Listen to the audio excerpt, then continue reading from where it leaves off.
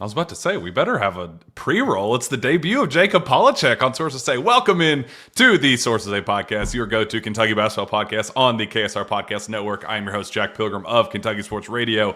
Very surprised to be joined by Jacob Polachek, because when I woke up this morning, I was not planning on Jacob Polachek to be on Sources Say today. Sean will be on momentarily, but Jacob, it's been a hell of a day. Let's just call it what it is. It's been a hell of a couple of weeks for us personally. A lot of stuff that I don't think the general public will have any idea how wild the last couple of weeks have been for us. But how are you feeling? It's 6:42 p.m. on this beautiful Wednesday evening?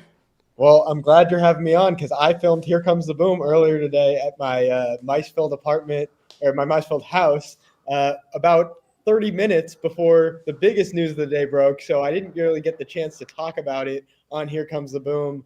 But yeah, it's been quite the day. It's been quite the past couple days, weeks leading up to this.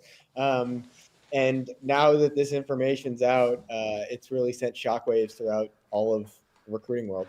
It sure has. It sure has. And, we got to let your hair down a little bit. This is, we got to see you in full Jacob element on the happy hour that we're finally getting you, getting you out of your comfort, out of your uncomfort zone. We're getting you, getting out of my uncomfort zone. I like that. Yeah, it's just been a wild day. Tyran Stokes. Number one recruit in the country, Kentucky's top recruiting target. There has been speculation about him for a very, very long time. We heard back in early October that a commitment was coming. Kentucky very likely to be the choice when that commitment was coming. And then things kind of just go very, very quiet. And then ever since then, the last 2 weeks or so, just been nonstop speculation about his status, his high school status, when he was going to be making the jump to college. So today, the news drops that he is no longer enrolled at Notre Dame High School in Sherman Oaks, California. Some behind-the-scenes things going on as it relates to him and his personal life. So let's just kind of roll back and get kind of the day-to-day reporting where this started to kind of chronologically where we are today, Jacob. Yeah, so we can start with that commitment date in early October for his birthday. Around that time, there were multiple people saying, hey, watch for a commitment here. He could be committing on his birthday. That was early October, and then things went absolutely silent. Then in the last few weeks, I started hearing rumors, I'd say, of some sort of altercation or fight between Tyran and another student at Notre Dame High School. But I never got any real clarification on that. And then within the last couple days, talks started heating up about Tyran may no longer be enrolled at Notre Dame High School. That really heated up last night. Jack was sitting right next to me during the game where I'm typing up, trying to prepare a story if this were to drop.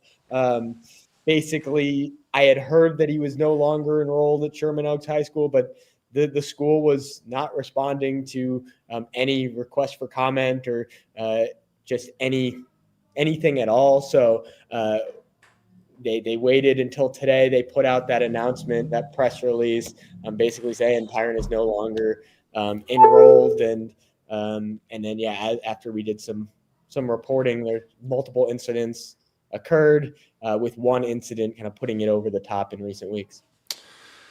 So in Kentucky's realm and in what it means for their top recruiting target. So I remember vividly last week just kind of working the phones all day with you and kind of feeling kind of defeated at the very end of the day because we did a lot and learned a lot, but didn't get anything of substance that would actually allow us to report it in any way, because it was kind of leading to some dead ends and things, just inconclusive things that just like I'm struggling to kind of get to the finish line with this. But I think today opens up the door for that can of worms to just kind of, get open a little bit. So Kentucky, our understanding, my understanding, your understanding, explored the possibility of Tyran Stokes enrolling early as a mid-year enrollee, something that would happen in January.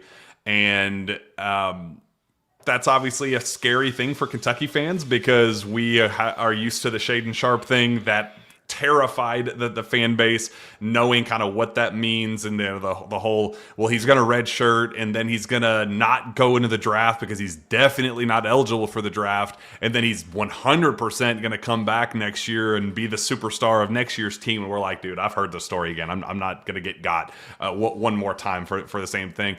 You dig into it on, you hear that outside of Kentucky, then you dig into it on Kentucky's side, and it's almost scoffed at, like almost laughed at, like no chance that we're going to interrupt what we're doing right now and the magic we're trying to create with this current group and throw that absolute grenade into the current ongoing dynamic with the current roster. But now he doesn't have a high school. Now he is looking for other options and what that would potentially look like. So where do we stand there as it relates to Kentucky's specific recruitment and what his next step is going to look like and what that could potentially be? Yeah, I want to touch on this from a few different angles, and I want to start with the draft angle because you mentioned the Shaden Sharp situation. This is a little bit more unique when it comes to the draft, mainly because he played football this fall. For those that don't know, for him to be eligible for the 2026 NBA draft, he would have to be a year removed from high school. And there's proof that he was enrolled at Notre Dame High School playing football this fall, which would make him not a year removed from that 2026 NBA draft. So as things stand now, I think it would be a major uphill battle for him to enter the 2026 draft and be ruled eligible. And then you bring up the point about Kentucky or enrolling at another school. Like you said, it was kind of scoffed at. It was something that I think we both can confirm was talked about. And then now I think that all three schools involved are just trying to figure out what the next steps are. I think that this just is a major, I guess, avalanche in this recruitment that schools are trying to figure out what are the next steps, and a mid-year enrollee could potentially be one if the cards are right. But I think that academically there are still hurdles that need to be jumped to make that happen. Yeah, and just on my end, some of the stuff I've heard is that Nike has been intrigued by the opportunity of Tyran saying, okay, well, if we do have to pivot with a high school move, why wouldn't we explore the possibility of him just going straight to college and kind of, using his brand at one of the bigger brand schools and kind of starting the NIL process that way instead of just kind of wasting a couple of months in high school before, delaying that process until next June when he arrives on a college campus. So I've heard that they were just kind of looking into different possibilities there of what a mid-year jump would look like if it's even possible. And outside of that, from people outside of the Kentucky program, all things considered, still haven't heard anything to suggest that Kentucky is not the, I don't want to say overwhelming favorite, but the one constant, the one school that continues to come up is well, he could, there is an angle for him to go to Oregon because of the Nike money. Well, Kansas, he wants to play with Tay Kinney, and there's that relationship.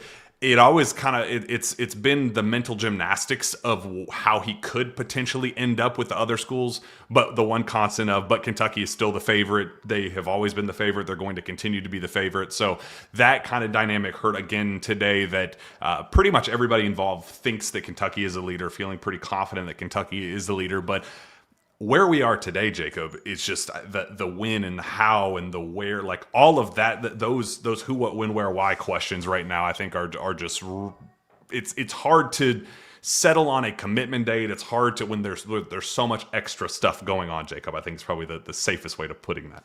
And I think all three of these schools are in an interesting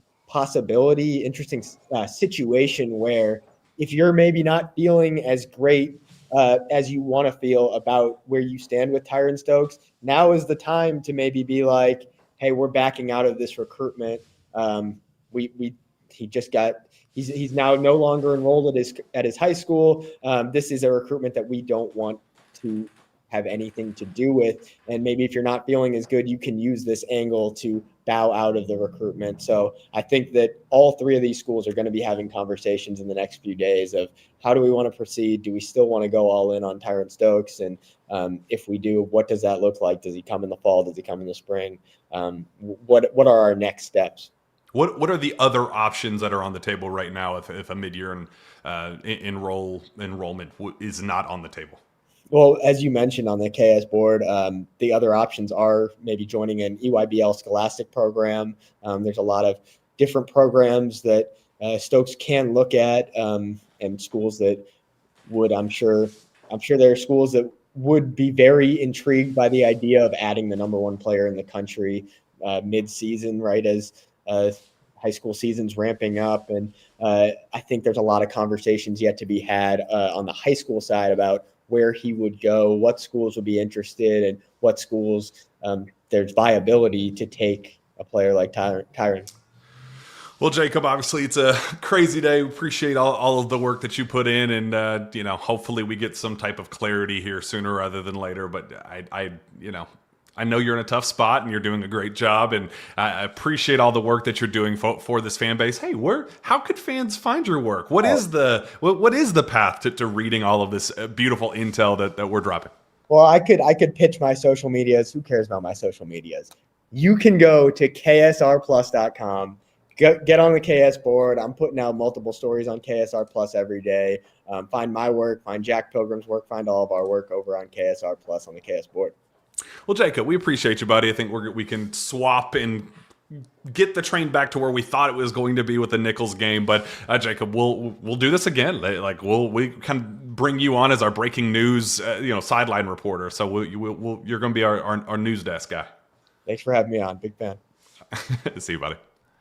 All right, let's swap Shawn. While we're swapping Shawn in and out, hey buddy, good seeing you. Want to give a quick shout out to our friends at LG&E and KU. They know that when the lights go out, it can feel like a full court press, but staying in the know is an easy win. Update your phone number in the LG&E and KU mobile app, or in my account. If the power goes out, you'll get a play-by-play with text from 454-358 with outage updates, safety information, and time estimates for power restoration. Can't text, no problem.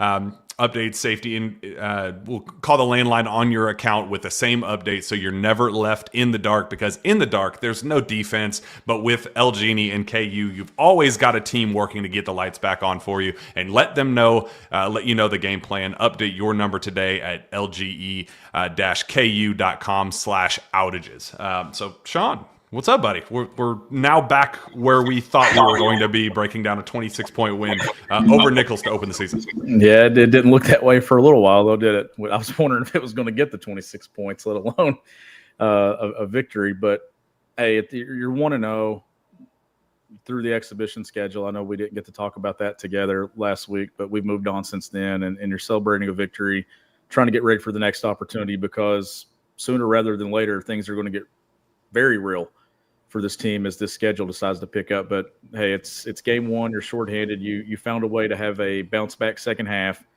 much better second half than what you saw in the first. And we'll get into some things that happened in the first half and some areas they need to get better. But hey, it's a win. And I remember 15 years ago, Kentucky needing a game winner from John Wall in a game early in the season where things kind of got a little iffy, and that team went on to win 35 games. So let's let this thing play out. Yeah, I think that's probably the safest way to describe it. 77-51 win for the Kentucky Wildcats to begin the BBN United Invitational Bob and Jamestown Classic hoorah there at Rupp Arena. We didn't get to talk after Georgetown. A lot to be concerned about with Georgetown, with the caveat and understanding that, hey, you're without Denzel Aberdeen, you're without Jalen Lowe. Stuff happens. They had a great game plan, punched Kentucky in the mouth, and they really didn't know where to go to respond and get off the mat. You didn't love in the first half against Nicholls, Shawn, that some of the same kind of toughness, physicality things were popping up. Ball movement was still an issue. Denzel Aberdeen came off the bench, returning from his groin strain, as he officially confirmed. So the first opening segment, just kind of felt like it would never end with the, playmaking and guard play just really, really struggling there. Denzel comes back in, kind of figures things out ever so slightly, and then really just takes off to open the second half. All the things that we hated about the first half, how ugly that was. Defense was excellent, but everything offensively was really, really, really tough to watch. They fix it, go on a 13-2 run to start the second half, and they just kind of run away with it there and lead by as many as 32, I believe, and close out up 26. So a lot to like about the offense in the second half. Some defensive slippage, but that is what it is. Really, really good defensive effort in the first half. Is that more of a product of Nicholls being horrible, or Kentucky's defense being that impressive coming off the Georgetown performance? I think some of it is Nicholls not being very good. I mean, their shooting numbers weren't great. And I don't want to take anything away from Kentucky, because when you're talking about holding teams to 15 points and a half, and whatever those numbers are that are popping up when it comes to all-time defensive performances, when you're just looking at points scored. But there are some things that as a coach you look at and you're like, man, Kentucky's got to get better at that, because some better competition is going to make them pay. Like Kentucky has some tendencies where they like to ball watch, and I was sharing some of that stuff with you today. Otega Owe has some moments where he falls asleep off the ball and loses shooters, or gets caught with his body out of position. So those things can get corrected. That's where film comes into play, and I expect Kentucky to get better at those. I do think this is going to continue to be a better defensive team than what we saw a year ago, just based off athleticism alone. But when you get the details matched with the athleticism, and Pope gets this where he wants it and the tape reflects it, then I think you got a team that can be very, very good on the defensive end of the floor. So there's some things that you're going to pick apart. Offensively, though, Jack, I think a lot of the issues that you've been seeing, especially early, is rhythm-based. Like Otega Owe makes a great back cut early in the game. BG puts it on a bounce, and it goes off his hands and out of bounds. Like it was a finish at the rim if he's able just to control the ball. So you had some plays like that, the timing off on some things. I thought they settled for some deep threes with still plenty of shot clock to play, just some shot selection shots early. But the second half was just a better overall effort, and I thought more in rhythm and in sync, a lot of it being Colin Chandler off the ball. So a lot of things to take away, but hey, that's why you play them. And in game one, Kentucky needs to take that over into game two and get better overall. So Aberdeen returns to the lineup, as you said, kind of slides Colin down. We get to see Colin, we'll talk about the dunk here in a minute, but definitely a lot to love about the way the ball movement came back, and the spacing kind of fixed itself in a way that we'd really, really struggled with against Georgetown. Just kind of understood the value that Denzel brought, and what it's definitely going to be the case when Jalen Lowe comes back, hopefully on Friday. So what did you see from Denzel specifically that you like, that kind of put things back into motion the way we kind of, trending closer to what we saw against Purdue, more so than what we saw against Georgetown? There's just an energy and a poise that I think he plays with, being a veteran player that's done this a lot. And I think that some of the expectations, and look, Colin Chandler, I think, is just better suited off the basketball. And I believe him knocking down shots off the ball, away from it, being involved in those actions, maybe not being the guy that's facilitating something late in the clock. For me, Denzel just has the poise, but the pace too, and the confidence, the strength to his game. And I think Kentucky just looks better when he's out there, clearly. When Jalen Lowe comes back, Jack, I think some of the issues that you're seeing kind of get resolved just instantly, just because there's just a better natural flow, because now everybody can kind of move into the positions that best suit them. But if he's not, we see the importance of Denzel Aberdeen having to play a lot of minutes, having to be that primary ball handler, just because it allows everybody else to kind of move into their role. And now what I'm seeing is when Lowe's back, you got both of those guys that can kind of man the ship there, that if there's foul trouble, you've got confidence in Denzel. Like you got to see the importance of having both, and you also get to see the importance of having one of the two. And you also got to see what it looks like when you don't have the two. So you've got to see it all, just how important both those guys are. But you just trust the offense and running this thing a lot more with Denzel running it right now, just because it allows Colin Chandler, these other guys, to kind of be who they are. I think one of the bigger talking points after the game is just kind of what this team is in terms of shooting. And, is this a 27% three-point shooting team that we've seen through 4 viewings with the blue-white game, whatever that was, 1 full segment and a Elam ending segment, just whatever. Then with the 2 exhibition games in the opener, 27%. So it's a small sample size, but a theme that we have seen is that the volume is kind of where it needs to be, pushing toward that 30 per game line, while also really struggling with efficiency. The only one that we even kind of came close to even hitting a third of those shots is against Purdue, hitting 9 of 30 in that one. So is the shooting a product of the lack of playmaking from Jalen Lowe and Denzel Aberdeen, or is it more about the shooting ability that this team has, and maybe they were a little overvalued or needs improvement in certain areas? I think that's kind of one of the biggest what-if things that this fan base has right now.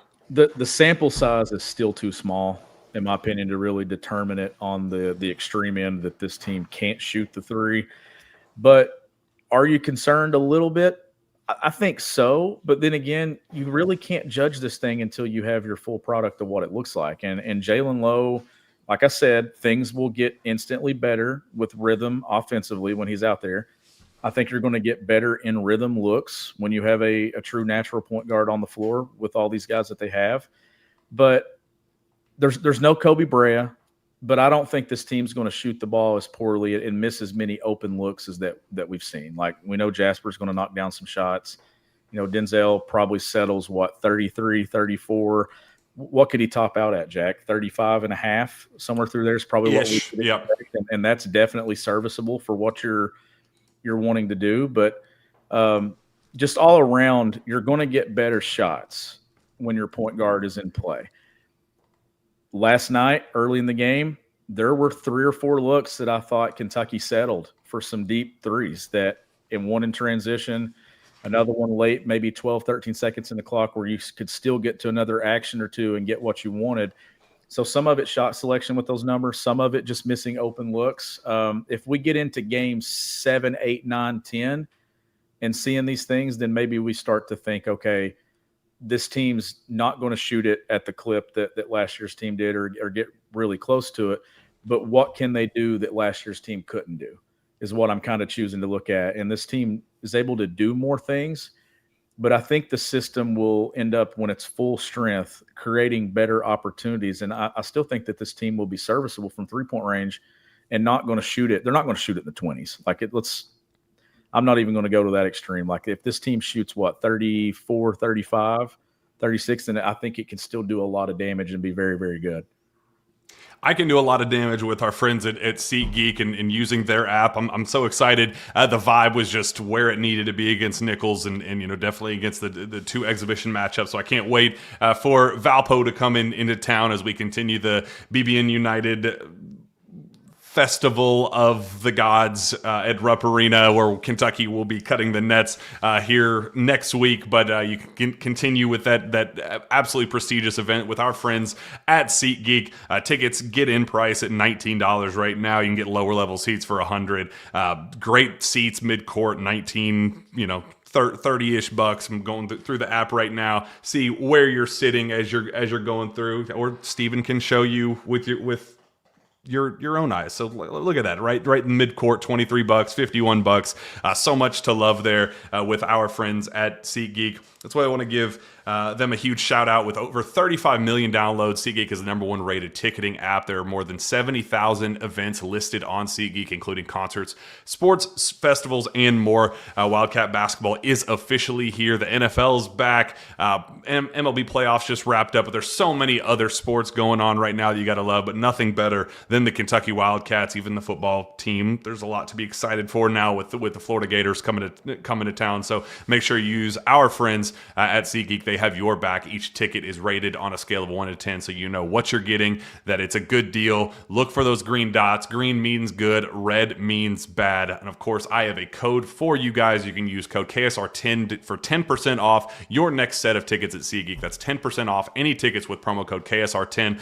Make sure you click the link in the description to download the app and have the code automatically added to your account so you can use it later. That is promo code KSR10 for 10% off. Shawn, I don't think there's anything that has been talked about more or has been more important or culturally influential as we woke up this morning is Colin Chandler and his absolutely ridiculous poster slam. Goodness gracious, that guy. I just couldn't even fathom it in real time. I spazzed out on press row. And it was worthwhile because that dude has a poster that he better already have framed in his house right now. He's married, starting his new life. He better have a big, massive just mural of that poster dunk up in his house. But it was one slight fraction of an unbelievable all-around performance for Colin Chandler that, he really deserves a lot of praise, a lot of credit for just his ability to bounce back and, how clearly uncomfortable he was against Georgetown and, produced in the, box score, but the film definitely indicated that he, had some work to do and was definitely struggling there with in terms of confidence. Took it to a whole different level in the season opener, 15 points to lead the team. What can you say about our Mormon Mamba? I mean, he looked like me on this goal back there behind me. Oh, yeah. So where you're just looking down in it, like one of those things that I've never got to experience. But, hey, he's better off the ball. That's just a natural thing for him. Now, can he do some things on the ball? Yeah, but he looked more comfortable in the second half. He's a guy that I have no concerns about shot 3-point percentage numbers. When his feet are set, I want him to take them all, and I think he's going to make a lot of them for Kentucky. And I'm interested now, Jack, as this thing transitions and when they get guys back and they figure out rotations, just how many minutes does he play, and where does he go? Great second half last night and just looked more comfortable. And you saw it when you didn't have Denzel Aberdeen, you didn't have Jalen Lowe against Georgetown. It was asking a lot of him. It was asking a lot of other guys to be something that they're not, and it put a lot of pressure. If you allow him to play his role and be who he is, I think that his confidence is going to grow and he's going to become a much better version of himself over the course of the next few months. So very important that Kentucky's got somebody alongside him there, but just a great performance, unbelievable dunk that got the entire country talking about it on X, just unbelievable. One of the best dunks I've ever seen.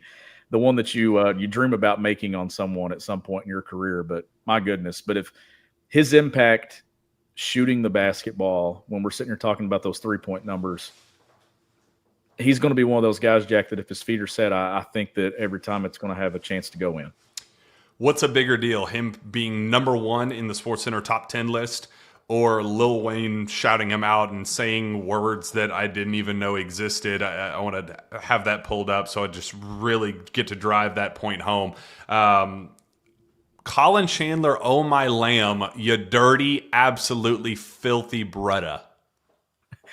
Definitely Lil Wayne. Definitely. But to have that happen and be the top play on SportsCenter and not just a single play, but also just an incredible second half that you started early knocking down some shots, just an incredible night for him.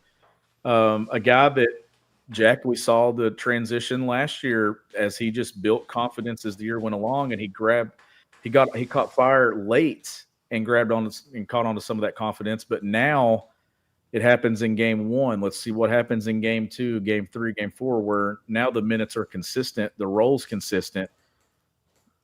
He's going to put more than one guy on a poster this year. He's going to put a few. What time, Stephen, what time did that tweet say that it was 2:50 a.m. he was thinking about Colin Chandler? I mean, he might be a legitimate Kentucky basketball diehard. 2:50 a.m. you're thinking about. I mean, I obviously think about Colin Chandler and his posters at 2:50 a.m. But for Lil Wayne to do it himself. Wheezy F baby, and the F is for filthy posters by Colin Chandler, clearly. Hey, I'm sure Colin Chandler woke up this morning and was like, wow, that really happened last night.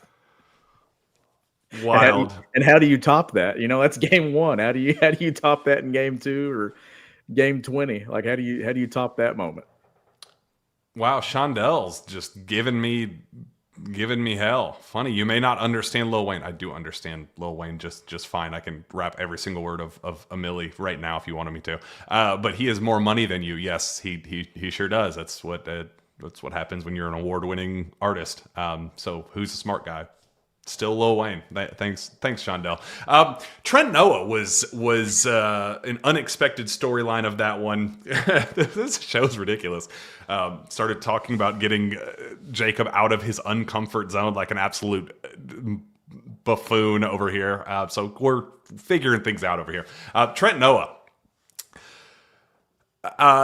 Not something that we need right now with the current injury status with Kentucky basketball. Jalen Lowe already out. Denzel Aberdeen just now back. Jaden Quaintance on the cusp of coming back at some point here in the next month or two.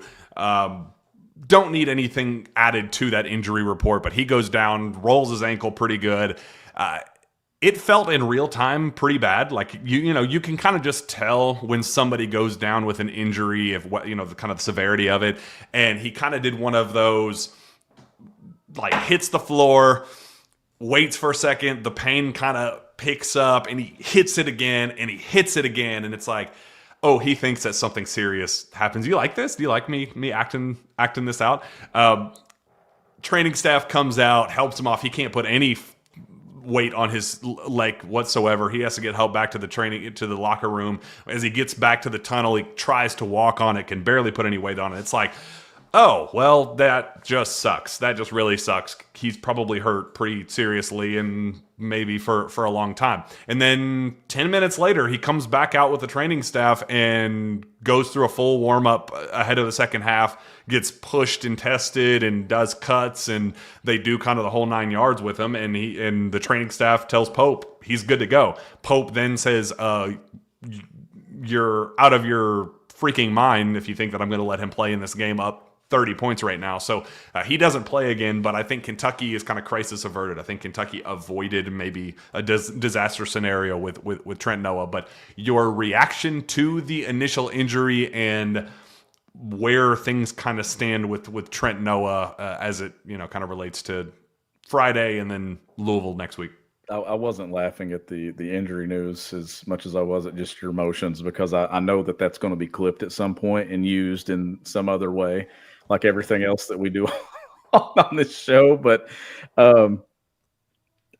it scared me, just because until you see the replay and see it's a quick ankle like that, but the initial pain on the floor when he realized, dang, like this, I don't know how bad this is. I'm in a lot of pain right now. You see everybody's reaction sitting on the floor behind him in the seats, and they're just like frozen, because I think everybody in the building's like, are we really going through this again in game one when you've already got one guy that's not been on the floor for you? You got another guy that got hurt in the blue-white game. You had someone else miss a game, and now you're going through this. So you're thinking the worst in that moment. And it's just been a string of bad luck for Kentucky basketball the last few years when it comes to injuries. But, a breath of fresh air that it's not. But it initially it scared me, because that this team just can't afford, even though it has depth, and we've talked a ton about this depth in the preseason, I don't want the depth to be tested because of like, I'd rather the depth be tested because guys are earning opportunities to play and pushing each other in practice and getting those moments. And it's going 9, 10, 11 deep because of that, not because guy number 2 or guy number 4 or 7's out and it's pushed everybody up the list. Like, that's what you don't want to see. And you're going to have injuries throughout this thing where a guy's going to miss a game or two. It's just, you can't afford for it to be piling up on you with 2 or 3 different guys, and especially a guy that we think has tremendous upside shooting the basketball for a team that right now just isn't shooting it very well. Yeah, and would you play him Friday? Like how does that would you hold him? He was wearing a boot today. We'll talk in just a second. The 2K face scan, body scan thing truck was on campus there to put the kids in the video games using their name, image, and likeness. So while talking about that, Trent Noah posts a picture of himself wearing a boot. Big deal, no deal. Friday, wait till Tuesday. What would you do? I think it's one of those things that, what is it like over the next couple of days? The boot thing doesn't concern me because that's just a precautionary thing for any type of ankle, foot injury, anything that you're going through. I mean, we went through the boot thing all fall. I mean, Otega Owe, it doesn't matter who's been in a boot. We know that's a thing that's coming. And I mean, we put our guys in boots in situations too for a rolled ankle that doesn't keep them out of games. So I think you can make it through Friday if needed, if he's able to go, and depending on what percentage of close to being 100% he is, I think is the most important thing. If he's above 90, maybe you give it a go, but you don't force it because I don't think it will be needed. Obviously, the big one is next Tuesday, and you're trying to but then again, Jack, you're also trying to keep yourself in rhythm as a team and as a rotation. You're trying to figure this thing out as you're going. But most importantly, I believe it's the long game, and getting a healthy Trent Noah on Tuesday on the road is probably more important than a healthy Trent Noah on Friday at Rupp. How much does it hurt for a guy like Trent who has not found his shot this year, who's done some little things, but I'd argue he and Cam Williams have been kind of 1A, 1B of those shooting concerns that we've been talking about to start the show. When we talk about the 27% through four outings, they're stacking up the attempts, but not stacking up the makes. How much does this set him back in that regard? Or could he use kind of a quick little reset to, get his feet back under him and hopefully start making shots when he gets back on the floor and transition to Cam after that? What we need to see from him? Well, I mean, good shooters starts with your feet, right? Like it starts at the bottom. And anytime you've got an injury or something like that, I mean, you're starting to kind of look at it and things, and you want to be 100% before you're back out there. But when it comes to him and Cam and missing shots or whatever the numbers are, it's still just such a small sample size, right? Like this is a collectively small sample size for this team across all areas, defensively, offensively, on the glass, individually. If they had played 24 games and this were a 2-game stretch, you're probably not making a big deal about it, right? Because then you've got the full sample size of 18 other games to kind of factor and average into it. Right now, we're waiting to see, okay, is this team going to shoot the ball well? Is Cam Williams going to be that 3 and D guy that we've talked about? Is Trent Noah going to shoot his way into a rotation piece, whether it remains in the starting lineup or it comes off the bench? So there's just a lot of unknowns about it. Yeah, you did beat number 1 Purdue in an exhibition and looked really, really good. But since then, things have been a little bit But then the second half obviously was better last night. So I'm going to say I'm not too concerned about those two yet because just the sample size is just too small. Now, let's get into Thanksgiving in that week and beyond, and we've had 2 really tough tests in that stretch. Then you're kind of going to look at this thing and say, all right, maybe we're not performing at the level that we thought they were. And here's where you have to lean on Mark Pope and this staff, Jack. If this team ends up not shooting it as well as last year or getting to the margin or number that they thought they were, they will make adjustments. They will play a different way. They will do something different. And that's where I trust this staff that if the shot making becomes an issue, they're going to find ways to beat you in some different ways offensively. This team is going to be able to get downhill and attack. They're going to be good in transition. I love what Mo Diabate's doing at the 4, playing in those spots, playing with his energy. Like he got some. I mean, he's the guy that got the first bucket in the play because he threw the lob off a transition opportunity, and then using his body, posting in transition, and getting the high-low looks. Like he understands the game. I think Kentucky can do things in different ways that they couldn't do a year ago, but I still think that this team's going to shoot it well. Maybe not great, but well, like good enough, in my opinion. At what point do you draw the line in the sand with the rotation? And obviously it's game one. It's going to be a minute. You mentioned Thanksgiving, and that's obviously a couple more weeks to work with, several more games to work with. But at what point is it acceptable to kind of put the warning signs out for both of those players? And I want to get your deeper thoughts on Cam Williams. And kind of the impact that he can make, because I do think he has shown some real signs defensively, and the tools are just they scream at you. He's long, he's athletic, and toolsy defensively as well. Instinctual, does a lot of really, really intriguing things on that end. But confidence is very obviously an issue with him with every single attempt. I have not seen him confidently take or make one single three yet in wearing a Kentucky jersey. So at what point? How long is the leash? At what point do we start saying, okay, I like you, I love you, but I can't play you right now if you are Mark Pope? I think there's still time. One being you just do not have you've not had a full roster yet. You've not got to see what this thing looks like. So you can't really, I don't know how much you can trim down the rotation at the moment. Now, when Jalen Lowe's in there and he's eating up a lot of minutes at a guard spot, it's kind of going to shuffle some guys different directions. And then it becomes about, all right, where are these interchangeable pieces that can play those forward spots? Like, can you get on the floor and slide and play the three? Can you give me something at the four, the way that we play offensively, while also adding something defensively? Now, Cam, when you look at the frame, Jack, and the way that I believe he could be disruptive with his length defensively at some spots and closing out the shooters, there's an impact to be made there if he's not making shots, just because of some of that, positional versatility that Kentucky can throw at you with some lineups. If he's able to start making shots, it's going to solidify, to me, a deeper, better, more significant role.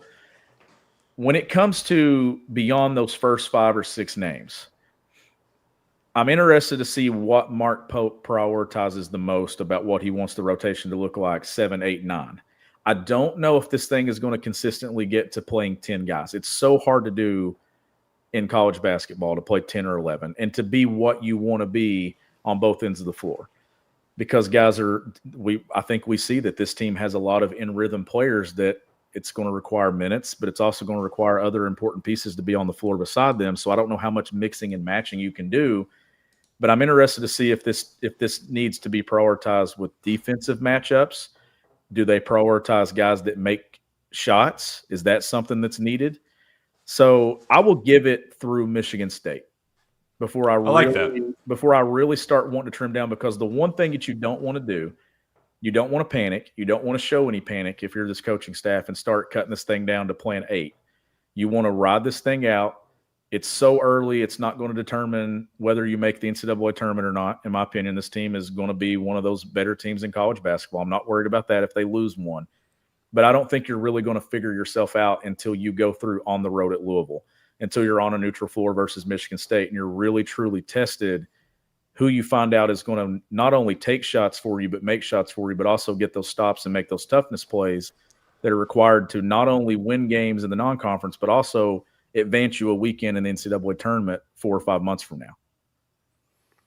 Yeah, you brought up how good this team can be, and I want to share a quick message from our friends at BetMGM, let you kind of marinate with something real quick, because the latest updated odds have Kentucky moving up to 3rd nationally in terms of national championship hopes at plus 1,300, behind only Purdue and Houston. Purdue sitting at plus 800 and Houston at plus 900. So Kentucky, led by Mark Pope, sitting at 3rd nationally at plus 1,300. So Shawn, while you kind of let that kind of settle and what you think about that, a quick message from our friends at BetMGM. As you guys know, we've teamed up with BetMGM this season. We'll be using BetMGM lines to make all of our picks, and we'll have special offers for our listeners each week. When you join BetMGM, you get access to a variety of parlay selection features like same-game parlays, live betting options, and more. If you haven't signed up for BetMGM yet, use bonus code ON3 and you will get up to $1,500 in first bet offer on your first wager with BetMGM. Here's how it works. Download the BetMGM app, sign up using bonus code On3. Deposit at least $10 and place your first wager on any game. You will receive up to $1,500 in bonus bets if your bet loses. Just make sure you use bonus code ON3 when you sign up. Make this college basketball season one for the history books. Make it legendary. Disclaimer, see BetMGM.com for terms. Plus 21 and older. U.S. promotional offers not available in New York, Nevada, Ontario, or Puerto Rico. Gambling problem, call 1-800-GAMBLER. Available in the U.S., call 877-8-HOPE-NY or text HOPE-NY. Call 1-800-NEXT-STEP-AZ, 1-800-327-5050, 1-800-BETS-OFF, 1-800-981-0023. First bet offer for new customers only, subject to eligibility requirements. Rewards are non-withdrawable bonus bets that expire in 7 days in partnership with Kansas Crossing Casino and Hotel. Don't forget, if you haven't signed up for BetMGM yet, use bonus code ON3 and get your first $1,500 first bet offer today. So, third odds nationally, championship. What do we think? Like I said, I'm not overreacting to the exhibition loss. I'm not overreacting to the first half last night because it's just still so early. Like you saw Florida, go down in game one. Like I believe Florida's a really good basketball team that's going to do more good than bad. The same way I think Kentucky's best basketball is ahead of them. I'm not going to shuffle viewing where they are to win a national championship. Like, I'm not going to go back on what I said 3 days before they lost to Georgetown or 2 days before they lost, because I saw some good things when they played Purdue. And you still haven't got to see what this team looks like at its best, at full strength. And I'm not counting Jaden Quaintance into that yet, because Jaden Quaintance has not been on the floor for Kentucky at any point when it comes to practices and going 5-on-5 and those live sessions and stuff, Jack, to the level that Jalen Lowe has. So full strength for Kentucky right now would be getting Jalen Lowe back, and then you add something to that at some point in the season. So I'm not going to shuffle those numbers in my mind. And like I said, Thanksgiving week, you'll have 2 of those tests in front of you, and let's see if Kentucky passes those tests and how they look against those quality opponents. And go for it. Well, someone in the chat was asking if a lot of depth makes it difficult to settle in on a rotation. And that's what I was saying when it comes to what's a negative thing, that there's something that could maybe trip Kentucky up. And I can't remember what week I said this. It might have been 3 or 4 weeks ago now. But I was talking about that I believe that's the challenge, right? Is when you have 11, 12 guys that you feel should play going in, it's going to be a little bit of a challenge for you, keeping not only everybody happy, but also not getting yourself off balance as a coach. And that's where your data comes into play. If you got guys that are right here, let's just say that Kentucky's got a top 5, and you're very confident in who those top 5 are, regardless of positions and whatever lineup you want to put. And then let's say you feel good about 6, 7, but 8, 9, 10, 11 are right here or on the same thing. You got to have something that separates them, Jack. And it might not always be the eye test. Maybe it's data. Maybe it's what they're doing and what are their scores that are showing up. And that's where you kind of settle in on your rotation. And I think Mark Pope and them will do that at some point. Yeah, I totally agree. Speaking of rotation and kind of getting down into the, non-Colin Chandler, Otega, Oweh, Jasper Johnson we can mention as well for having a big game, Denzel Aberdeen 10 points, but kind of deeper into the rotation.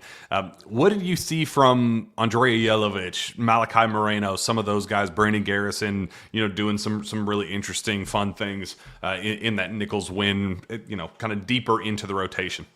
I mean, BG bringing the ball down the floor on multiple times early in the first half, right? And getting straight into that offense from the middle third. Right now, a collective effort from guys. Like I said, I thought Garrison made a great read and a pass to Oweh that Oweh fumbled. And it would have been a basket and assist, and instead it's going the other way. And I think he's showing some things to his game.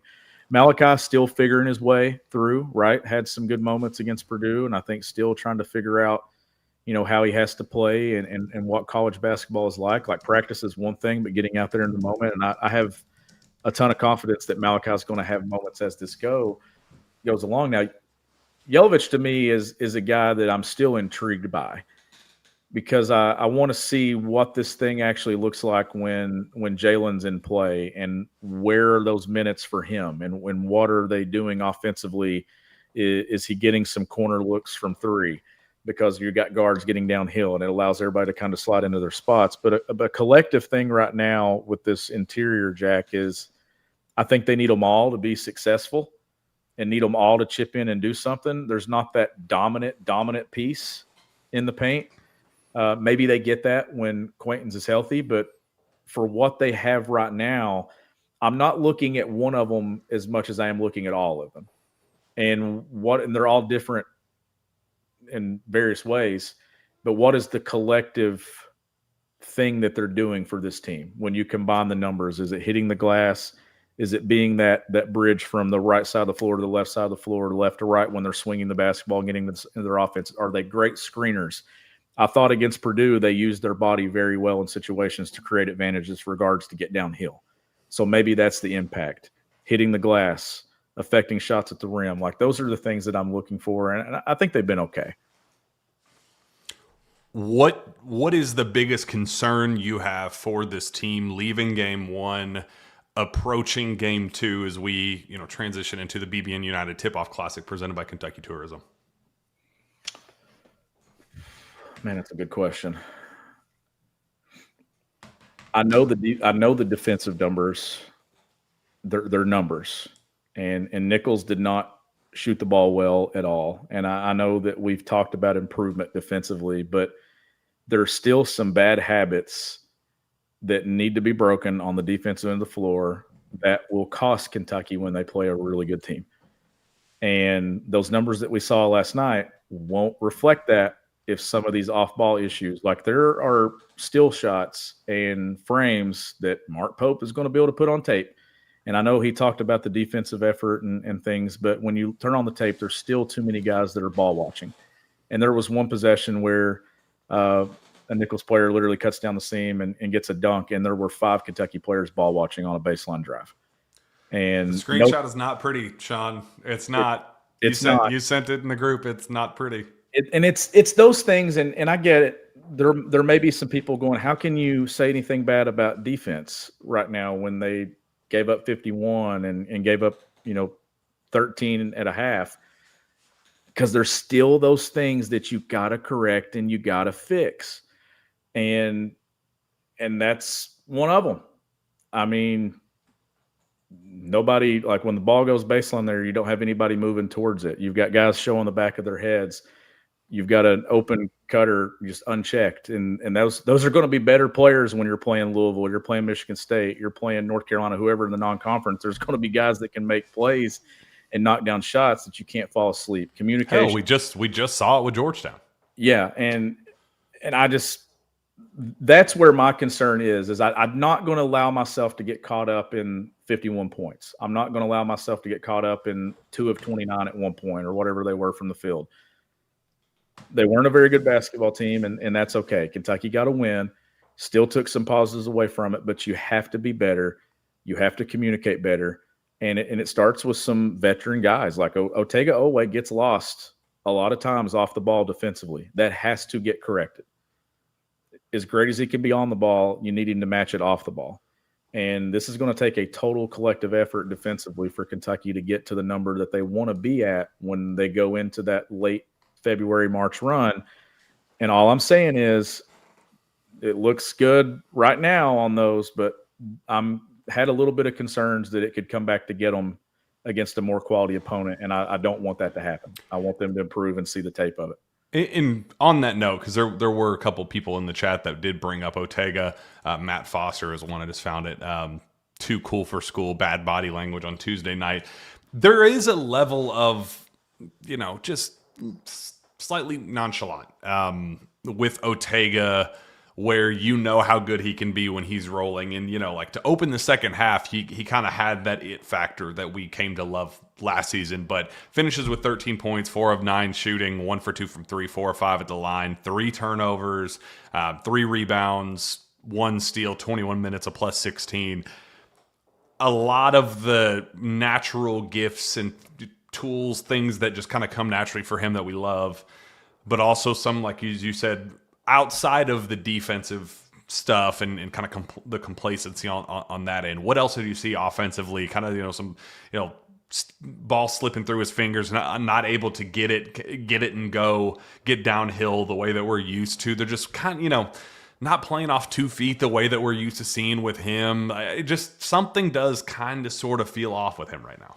And how much of that could have been, the off-season, preseason injury and some time away? Like, how much of it is rhythm-based as well? Yeah. When it comes to things. And also Kentucky has some continuity with its roster.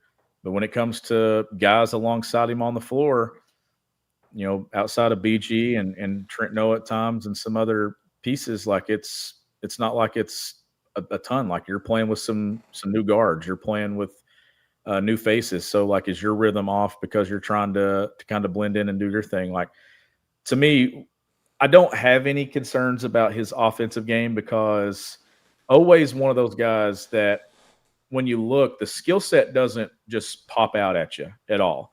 But the efficiency and finding ways to score the basketball effectively like he did a year ago is still in Ortega's DNA. And it's going to show itself probably on the biggest of stages.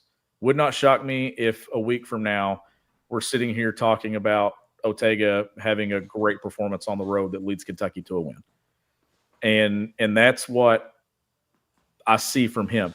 My thing is more about being that vocal leader and that model defender that you can be, because he's got the frame to be disruptive on the ball, but you just got to stay connected and engaged off the ball defensively. And at times, I'm telling you, if you turn on the tape, he gets hung up in some actions, and a lot of it's because he's not – baseball people in the chat are going to get what I'm saying about it. If you don't prep defensively, you're not making a play. It's the same thing in basketball. If you're not engaged and you're not in a stance and you're not being able to see ball and man and understand what you're doing, you're going to end up slipping up, especially against these teams now that just run such great actions. The details matter. And if Kentucky pays attention to the details, I think they're going to be very good on both ends of the floor. But Ortega's a guy that I think could go to another level if he does. But I'm not worried about the offensive game for him because he's going to be in attack mode the whole time.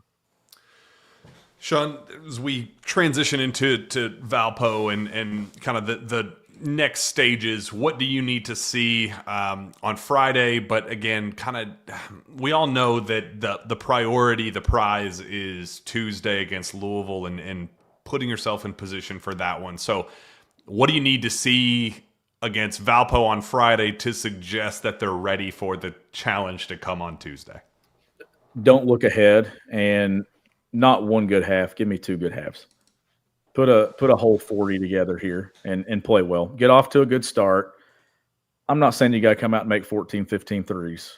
Just play clean. Play clean basketball. Great effort defensively, and just look the part for 40 minutes. And don't get caught looking ahead. Like, we know how big that game is. And it's coming up. And the whole state's going to be watching it. And everybody's going to pause their lives for a couple of hours to take that in. And because even though we've had the Pat Kelsey, Mark Pope matchups, this kind of feels like the first time where it's really for something because it's so early in the season that the momentum that's going to come from that game, Jack, is going to be great for one team and kind of deflating for the other side. So with Valpo, it's next. And that's the main focus right now is Mark Pope getting his guys geared in and geared up for that is who is on the schedule. That's what you got to take care of. That's what you're prepping for. That's what you're game planning, watching film for, and scouting for. Take care of business for 40 minutes before you move on to next Tuesday. Jalen Lowe making his Kentucky debut, likely, hopefully. What do you want to see out of him? Let's wrap up there, and I got one question for you after that. But that's the bigger story. Excited for that one. Yeah, that's the bigger story because now it's so important to get a game under your belt before you're having to go into that next one. The emotions are going to be so high a week from now that it's so important that you get a game under your belt to get your feet wet, to get in rhythm, to allow these guys that have played like Colin Chandler who has played on the ball and will still have to at some times, but it moves everybody more into natural roles. And that's where you start to kind of critique Kentucky more is now the backcourt is in place. Guys are allowed to be who they are because you've got your facilitator in place as well. And look, I know we've not got to see it. He is going to change how Kentucky plays, just from a natural fit and in rhythm version of what Kentucky can be. You're going to see them flow into things differently because that guy is out there on the floor. When you pull that guy off the floor, you saw it a year ago, how disruptive it is when you don't have it. And I think that it's big that possibly could get that opportunity to kind of settle in and get this team and navigate it before you get into that rivalry matchup. Yeah, and I said it on the KSR pregame show before Nicholls that's going to be when I really start to kind of focus on the shooting numbers and say, okay, all of what we've seen up to this point was just them being out of position and not having the spacing that we're used to, and not having the same created spots. Like Cam Williams, I've heard awesome things that he's really struggled in the summer, and then going into the fall that something clicked for him, that he was really kind of finding his groove, gained a ton of confidence. And a lot of that was, playing alongside against, Jalen Lowe, kind of setting the table and doing that for a lot of guys. Jasper Johnson had a similar breakthrough. A lot of the guys played better against and alongside Jalen Lowe, and how much has his absence really hurt, kind of reshuffling the board of who is, creating these shots for them, who's getting the paint touches. Are there any paint touches to allow for kind of the second, third, and fourth steps of that to create these shots that they've been used to dating back to June? So I'm not going to sound the alarm in the slightest until we see Jalen in the lineup, kind of being the straw that stirs the drink to see what types of shots they're getting and who is taking those shots, and how much space they're getting on those shots, and et cetera. So we'll see. It's going to be a big one. Opponent, not necessarily the biggest in Valpo, but what it means to get to next Tuesday at the Yum Center, I think, is what fans only care about. So with that said, we'll end the show the way we started. Little Tyran Stokes talk. You didn't get the chance to do that. How are you thinking, Shawn, as we stand going into the early signing period, where I believe a week and a half, 2 week can change away from the early signing period? Any of the latest kind of noise surrounding Tyran Stokes hurting your stance with him?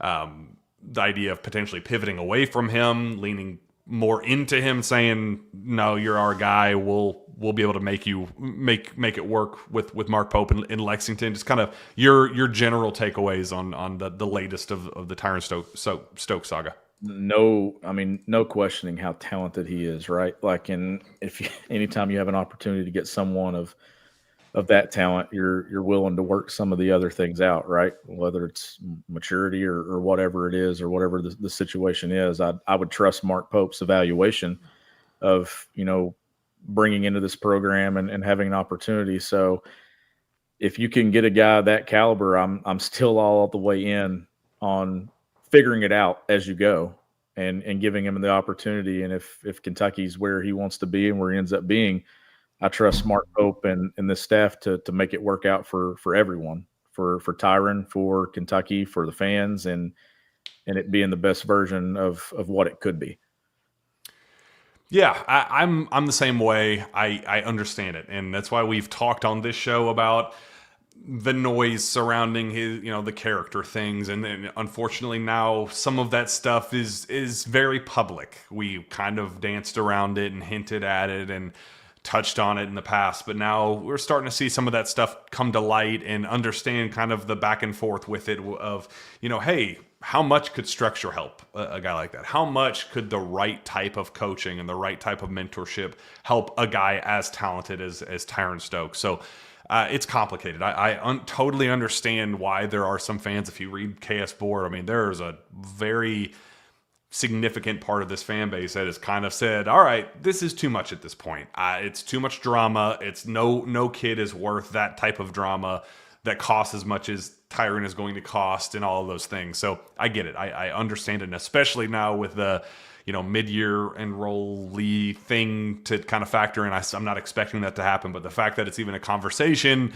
kind of leads to the same Shaden Sharpie type of mentality. And I get it. I understand all of that, while also just kind of acknowledging that, hey, he's the number one recruit in the country for a reason. Like, the staff, it believes that he's a true difference maker, national title kind of, pendulum swinger. So I get it. I totally understand it. But number one recruits don't come by often that are from 60 miles down the road and want to sign with your program. So when they do, come knocking on your door, I tend to answer them.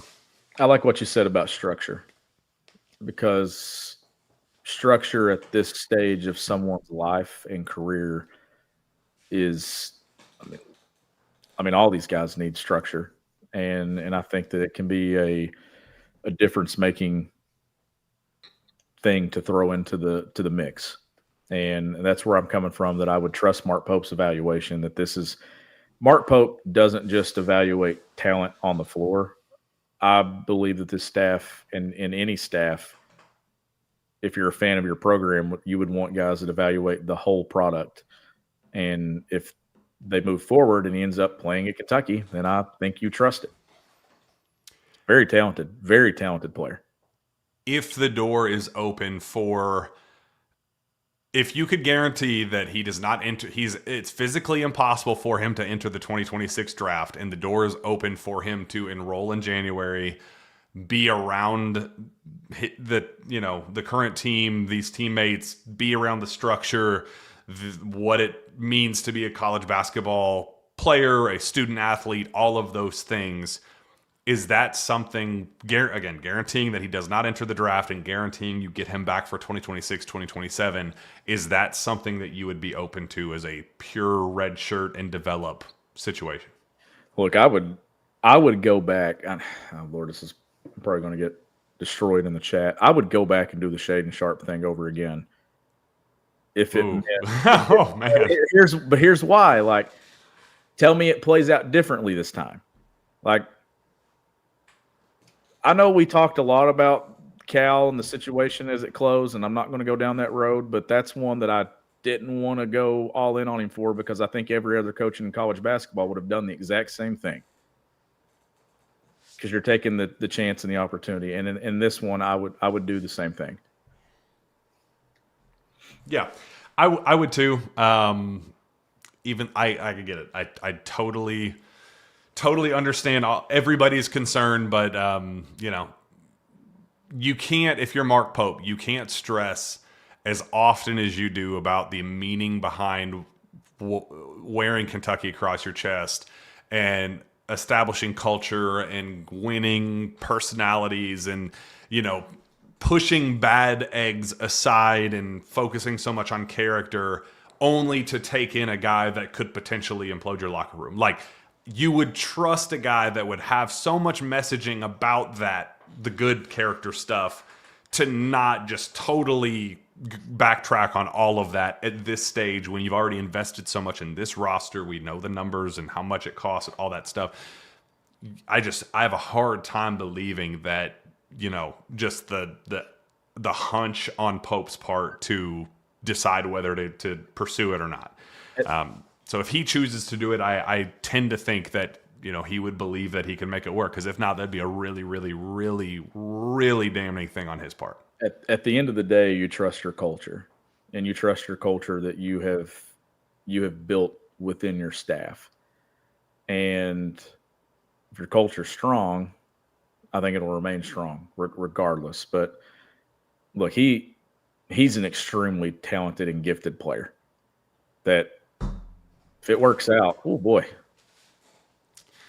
it could really work out. Really work out. It's a big swing right there. I mean, it could go the best possible way, or I hope we don't have to approach that. I hope it just goes as planned. And there's some people on our message board saying, let's just bring him in as a normal high school recruit. He can come in June, but he's not enrolled in a high school right now, and the fact that he's not means that there's, the door is open for weird stuff to happen. I personally expect him to sign with EYBL Scholastic team and, finish his high school that path. But the fact that the door's open and it's been discussed at least, makes it worth mentioning on this show and all over message boards and social media and all that stuff. So we'll see what happens. We'll see what happens Friday when Kentucky hosts Valpo in the BBN United presented by Kentucky Tourism. Let's see the standings. So we control our destiny.